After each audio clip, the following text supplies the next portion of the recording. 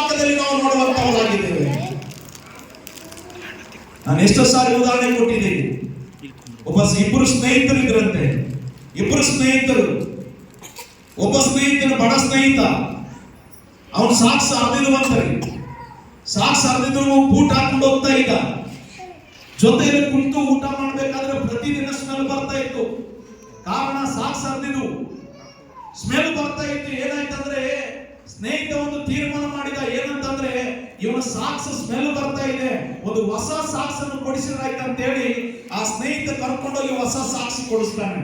ಕೊಡಿಸಿದ ಮೇಲೆ ಏನಾಗ್ತದಂತಂದ್ರೆ ಮತ್ತೆ ಅವನನ್ನು ಮಾರನೇ ದಿನ ಕರ್ಕೊಂಡು ಊಟಕ್ಕೆ ಕುಂದಿರ್ತಾನೆ. ಮತ್ತೆ ವಾಸನೆ ಬರಕ್ಕೆ ಪ್ರಾರಂಭವಾಗ್ತದೆ, ಮತ್ತೆ ಸ್ಮೆಲ್ ಬರಕ್ಕೆ ಪ್ರಾರಂಭ ಆಗ್ತದೆ. ಕೇಳ್ತಾನೆ, ಯಾಕೆ ಕೇಳ್ರಿ, ಗಮನ ಕೊಡ್ರಿ.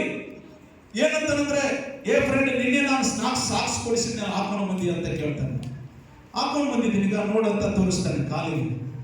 ಮತ್ತೆ ಏನ್ ಸ್ಮೆಲ್ ಬರ್ತಾ ಇದೆಯಲ್ಲಪ್ಪ ಅಂತಂದಾಗ ಅವ ಹೇಳ್ತಾನೆ, ಹೊಸ ಸಾಕ್ಸ್ ಕಾಲಿಗೆ ಹಾಕೊಂಡಿದ್ದೀನಿ, ಹಳೆ ಸಾಕ್ಸ್ ಜೋಬಲ್ಲಿ ಇಟ್ಕೊಂಡಿದ್ದೀನಿ ಅಂತ ಹೇಳ್ತಾನೆ.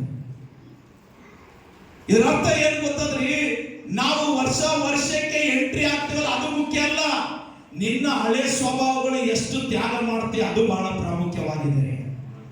ಅಲ್ಲವೇ? ಹಳೆ ದಿನೇಶ್ ಸಾಯ್ಬೇಕು, ಹೊಸ ದಿನೇಶ್ ಮಾರ್ಪಡಬೇಕು.